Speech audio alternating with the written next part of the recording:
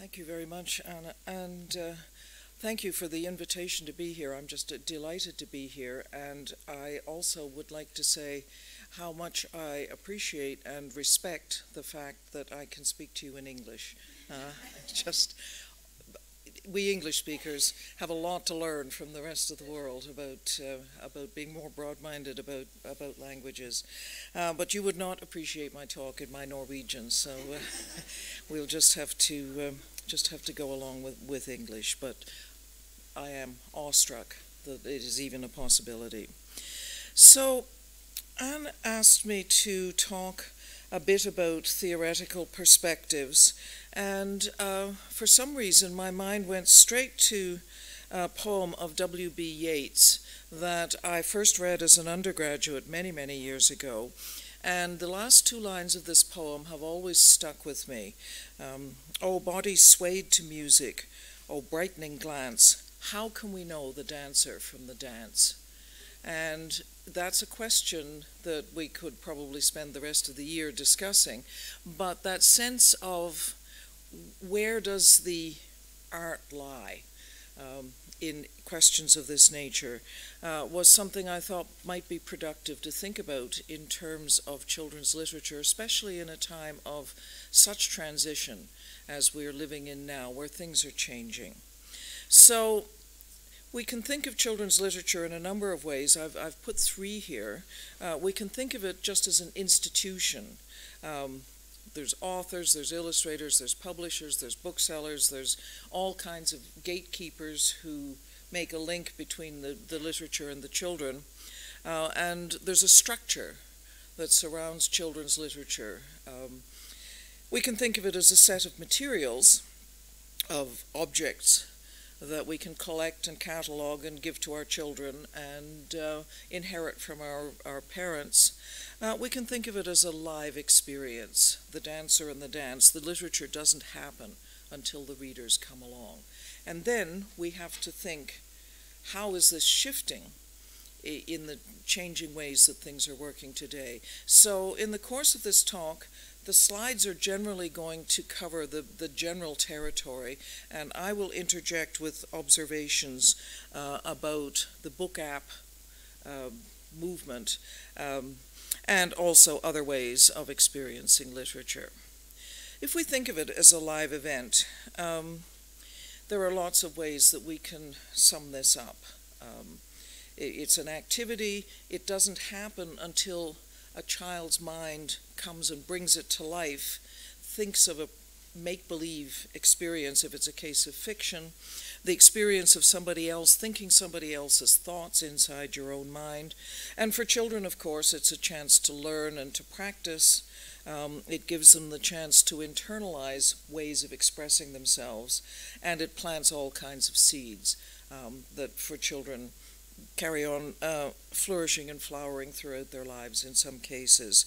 And how that activation happens is somewhat different between a book and an app, but I don't think that's the biggest difference out there in the present moment. So if we look at real children, if we take that as our starting point for fining down a vast world of theory into something manageable in half an hour and something useful in half an hour, starting with real children and how they perform literature to make it come to life.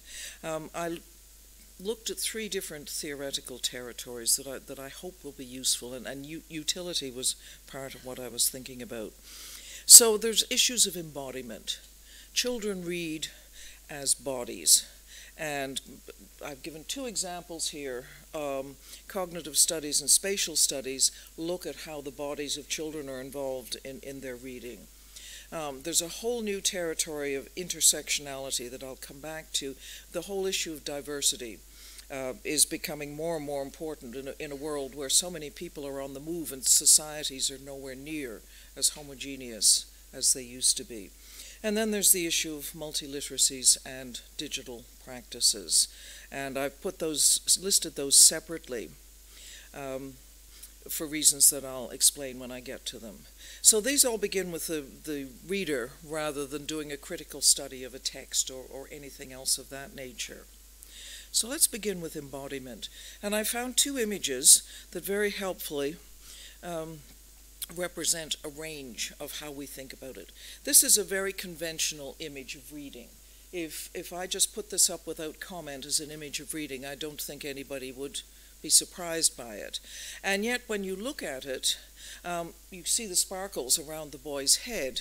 So we have imagination and all kinds of lively stuff going on in his head, but we can't actually see any physical connection between the boy and the book. We don't see his hands, for example. We don't know how he's holding this book. And it was very striking to me, knowing that I had these two slides in my pocket, to look at the drawings of the apps being shown or shared, or some kind of mix of showing or sharing. And here this child is being shown the book.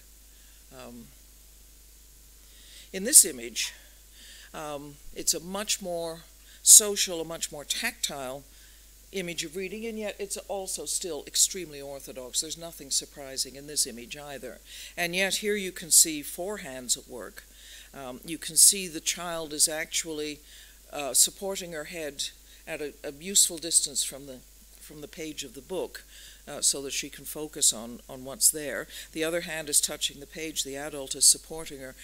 Everything about this is a physical connection between these two readers and the book. And so very much the share perspective of those drawings. I think one of the reasons that the idea of readers and their bodies is becoming more clear and transparent to us is just that texts are changing so much that defaults that we used to not notice are now visible. When I was, even 25 years ago, I don't think I ever gave a single thought to what my hands were doing as I read. And yet, as we read on more different platforms, our hands do different things. Our habits are shifting.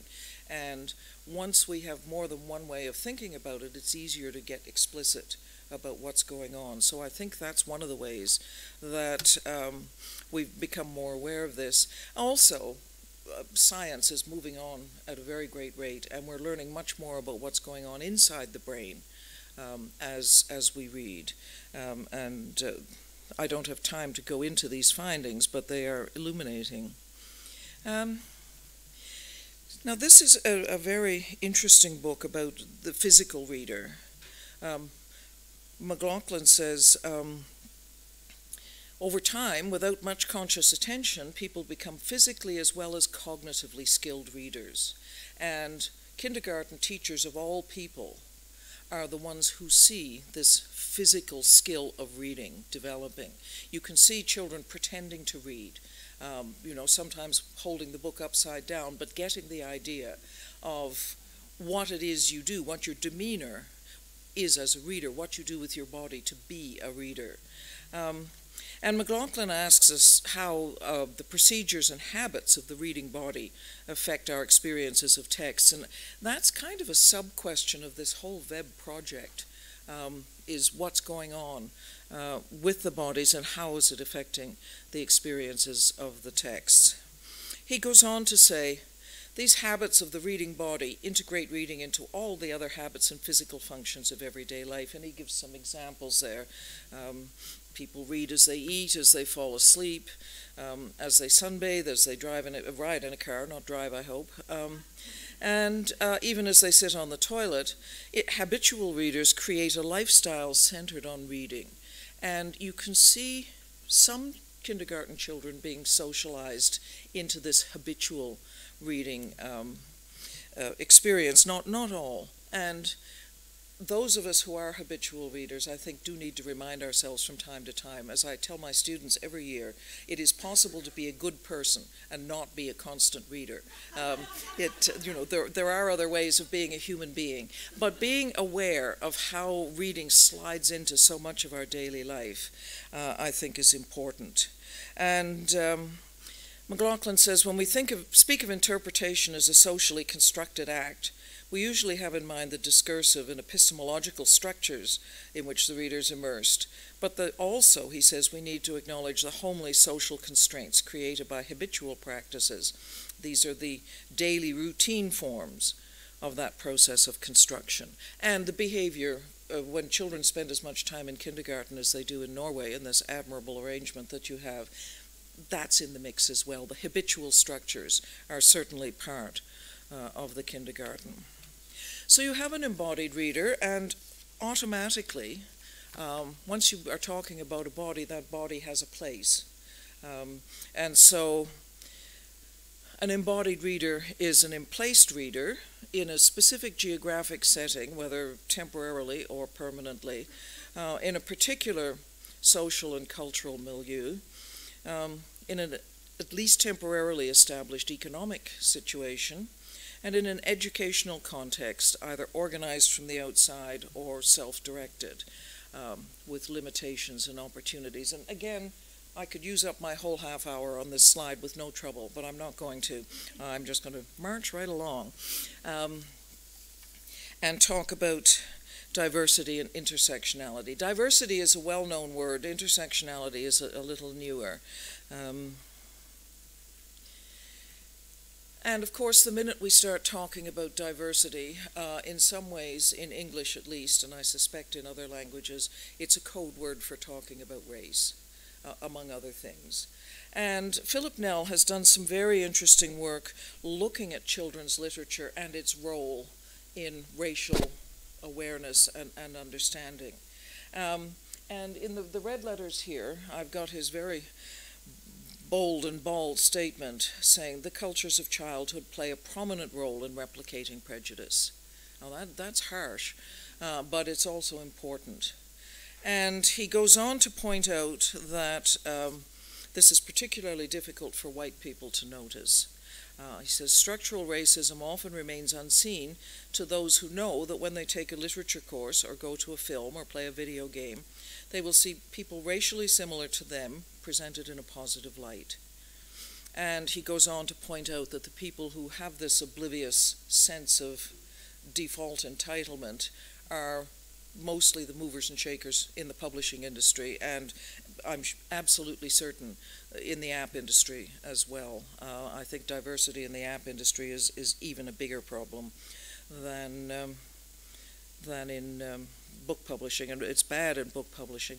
I looked for some European statistics and I couldn't find any, so what I have to offer here are just some graphics about American and British children's literature, but my very strong suspicion is that things are not a whole lot different in European publishing as well. Very, very restrictive numbers. So those percentages along the bottom of the pictures of the children there show how they're represented in current children's books in America. The British picture is no better, very slow progress.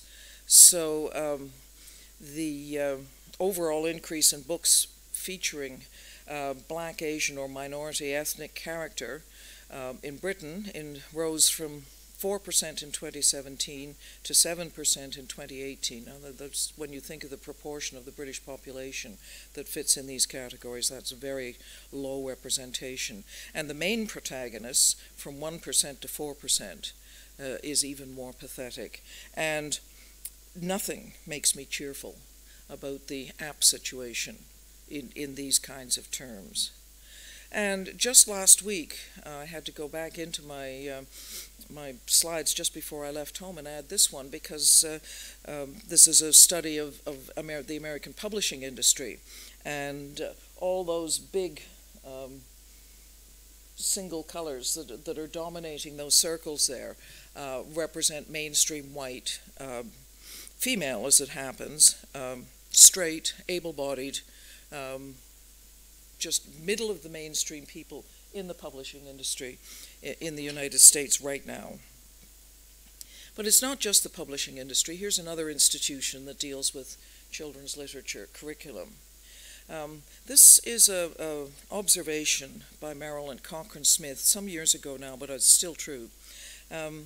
In order to learn to teach in a society that is increasingly culturally and linguistically diverse, prospective teachers, as well as experienced teachers and teacher educators, need opportunities to examine much of what is usually unexamined in the tightly braided relationships of language, culture, and power in schools and schooling.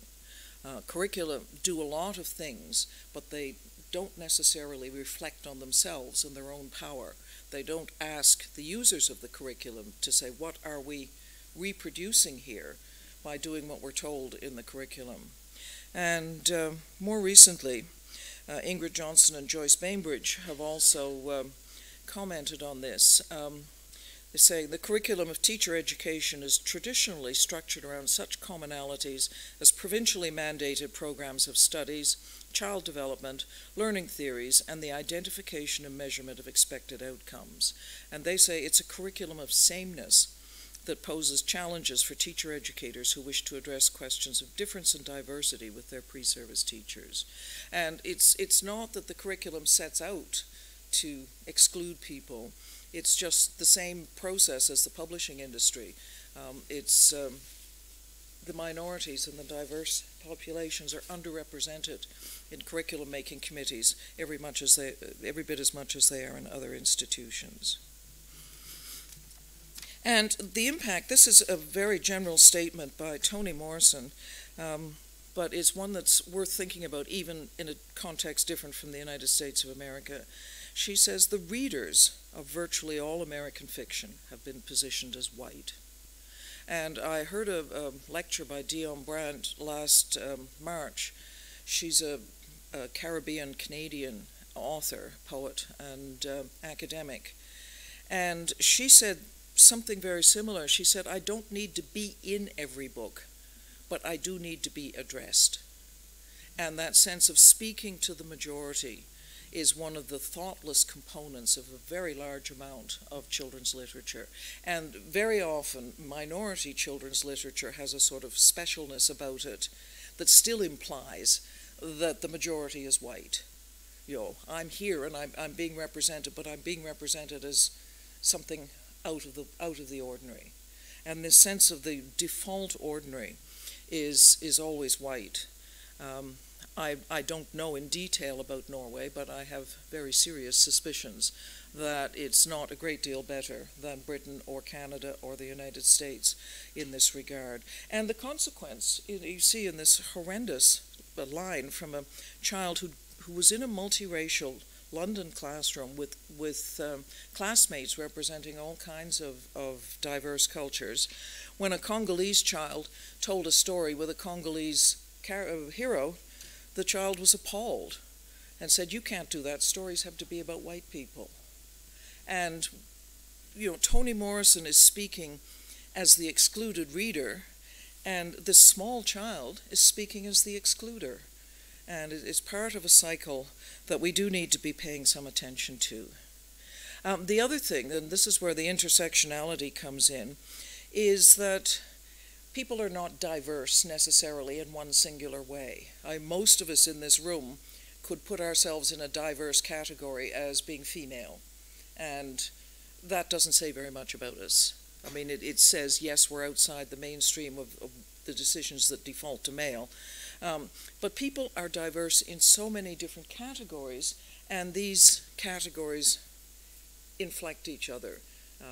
If you're female and lesbian and disabled and black, the famous token figure that everybody draws on when they want to make usually a ridiculous political point. But they all impinge on each other. And I don't want to go in depth into the idea of intersectionality, but I will just point out this small quote. If we look at things in terms of the different ways that people are diverse and not just put them in single columns, different aspects of power asymmetries work together to affect the individual's ability, and it's a compound kind of a thing. Now, my third category here, the issue of multiliteracies and digital practices. Multiliteracies is an old term. The New London Group first published a very important article on multiliteracies in 1996, and it's still a live document today. And they talk about, particularly about two aspects: taking account of linguistic and cultural diversity in an increasingly globalized world, and also exploring the ever-increasing range of multimedia and information technologies. And the reason I've hung on to multiliteracies and digital practices is because some of the multiliteracies remain analog. So, for example, we have the very old practice of oral storytelling, reading aloud. They're hardly new, they're certainly not digital, but they are changing with the changes of technology. So audio texts are ubiquitous now, where they used to be almost unheard of. And so we have questions about how listening to a story, a reproducible story, is different from listening to a live story. If you can play it over and over and over again, you can, if you're a child, pester your parent to read a story over and over again, but it's not identical in the same way as audio material is. And so the impact of that capacity for infinite repetition in the control of the child is not necessary. I mean, it happens in digital text, but it doesn't have to be digital to be powerful. Here's possibly, I don't think it can be older, but it's certainly equally old, multiliteracy is graphic storytelling. It's the oldest preserved form. Oral storytelling, of course, disappears unless it's recorded. So the oldest preserved form of storytelling we have is graphic, and that is a genuine cave drawing. Of course, again, it doesn't have to be digital to present a very complex potential for synergy between the words and the pictures, to tell an extremely complex kind of story. And it's always occurred to me as a reading researcher to wonder whether when children graduate to chapter books, they're narrowing down some of the options, and for a long time the texts they read are actually less sophisticated, because you can do so many complex things with a picture book. And again, the digital option is there, as we saw even in those little scraps of video this morning, but it's not necessary. Gaming, of course, it can also be analog, and at least in North America, analog board game culture is alive and well, and all kinds of people are playing board games, very complicated ones. And you also can have hybrid forms of game like Pokemon that has digital versions and also has the cards that you collect and smash each other up with. There's also, this is historic now, the verbal version of the Muds and the Moos, where the stories were created by the readers, but only verbally. They would write, a collective would write the story and keep adding to it. And there we're starting to move into something that almost needs digital. You could have a group of people sitting in a room writing a story together, but the large scale that the Muds and Moos represented was one of the first flowerings of pretty much purely digital work. And now, of course, interactive gaming has gone world scale and is shifting some of the ways that even quite young children think about narrative. Narrative is no longer fixed in the way that it was, not only in the picture books, but also in the apps. The apps are finite. There's a limit to what you can do to them. But with these interactive online games, they're not infinite, but they're extremely large and expansive in a way that is new. And, of course, there are the online culture at large, the digital culture at large, has all kinds of qualities now that children completely take for granted, but that are actually opening up the doors to the world. So it's portable, it's participatory, it's interactive, it's immediate. I remember, I'm just checking to see if I have time to tell you this story. I remember teaching a master's class, and they were having small group. This was about 15 years ago. They were having small group discussions in the classroom. And that was back in the day when there were portable telephones, cell phones in Canada, but no texting possibility. So it was a while ago. And I looked at in one of my small groups in the back corner of the classroom, a student was talking on his phone. And I thought, well, I'm really going to have to go over there and kill him. You know, doesn't he know what he's supposed to be doing? He's a graduate student, for goodness sake. And then I thought, well, he's normally okay, but perhaps I should just back off for a minute or two. And the small groups came and reported back. And this guy, George, said, we had a question that we couldn't answer. So I phoned my fiancée, who's a school librarian. She looked it up, and then we had our discussion. So two things happened. I thought it's probably just as well I didn't kill him. But the other thing happened to me, and I remember it so vividly. I felt as if the back wall of my classroom had opened up for a minute, and the world had come in, and then the door had closed again. And I remember it because it was such a dramatic shift, and because it was at that very transitional moment where the phone existed but the texting did not. Now the world comes in all the time. You know, the world is all over the place in here. I mean, talk about hotspots, the hotspots. If we could visualize all the access to the world in this room, it would be glowing. And we just take that completely for granted now. And children, 20 times more. They just assume, of course. I remember having a conversation with somebody about a house I'd once lived in, and he whipped his phone out, said it's for sale, this is what it's for sale for, and put his phone back in his pocket. You know, that kind of thing we just completely now assume is part of everyday work. And compared to that, both the books and the apps are quite closed, which is not a bad thing. I'm not saying that there's anything wrong with that. I think it's important that we remember to sustain the value of something closed and relatively fixed so that we can go back to it and think about it again.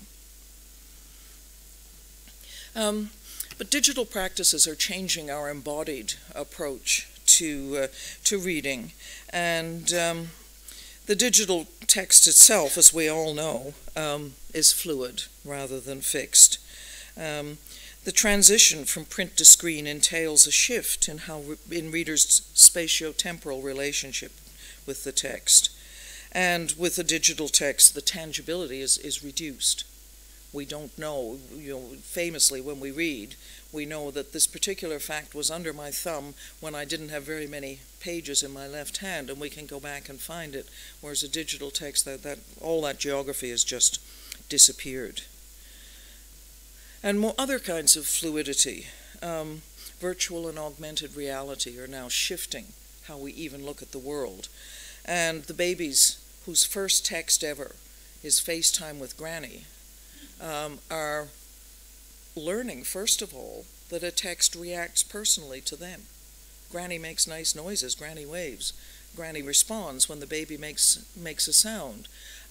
That's a very different kind of encounter than with a baby alphabet book or a baby concept book, because that stays the same. And babies need to learn about that as well. But more babies start now with this highly personal and responsive form of text than ever before.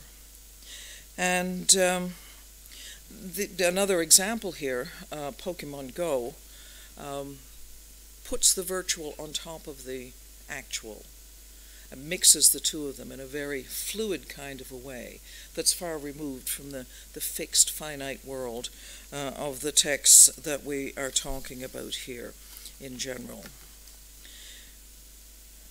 And I'm telling you this, I do not need to tell you, you know this.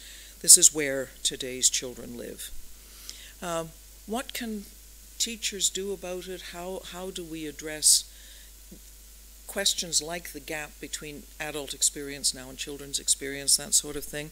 Well, I think the very first issue, the very first thing we can do is simply to make it explicit. And quite young children can consider questions along the lines of, why are so many stories in our classroom about white children? White the white population at large, is very good at pretending that white is not a color, but of course it is. And drawing attention to that is one way of going about this. We can open up the question to children's very well-developed awareness of diverse forms of storytelling. So, how is the book different from a game story? What would change if we acted it out? If you were going to add music to this story, what would you choose? All kinds of questions of that nature. And of course, the children in this project, moving between the book and the app, are already in that territory, implicitly at least. And some of the virtues of making it explicit, I think, would lead to some very interesting discussion. And then actively look for issues of intersectional diversity. And quite young children, again, they swim in the sea. It doesn't hurt for them to stop and look at what else is in the sea. And, ask questions like how many different kinds of family are represented in our class library. These are all quite simple questions that make explicit some of the theoretical issues that I've been raising here today. They're not beyond the understanding of young children. Very small children can consider some of these questions because they're noticing things, and it's a case of. I read a very fine quote by Madeleine Grumet that's, I can't tell you exactly what it was, but it said, people learn to pay attention in the context of somebody they care about pointing it out. And children in a kindergarten care about what their teachers think. If their teachers start pointing things out, the children will start paying attention from a very young age indeed. So coming back to the question of the dancer and the dance, children know they're embodied. I think some children wonder if their school knows that they're embodied, because many schools seem to want to clamp down on the embodiedness of children. They know they live in a world of multiple ways of storytelling, even if they think their teachers unaccountably don't realize this some of the time. They need to know that their own experiential understanding of difference may not be broad enough. They need to have their attention drawn to all kinds of different ways of variation around them. And they know already, but we need to be paying attention to the fact that stories work when we perform and interpret them. So we, adults, children, everybody, we perform them as embodied, emplaced, diverse, intersectional, multiliterate readers. And acknowledging this, it sounds very complex and abstract when it's put in all these long words, but it's the daily reality of the classroom. Not just my classroom where the wall swung back and the world came in. The world comes in to even the youngest classroom every single day. So embracing this range and variety and pluralism is important. Allowing children to pay attention to this range and variety and pluralism is important. And so it's vital that we expand our framework and start thinking more broadly, not just what is there, what isn't there, why isn't it there, what are the factors that make it missing, who is being left out by the fact that it's missing, all kinds of questions of that nature. And just conclude with my usual gratitude to the Social Sciences and Humanities Research Council of Canada and a few references for the slides. Thank you.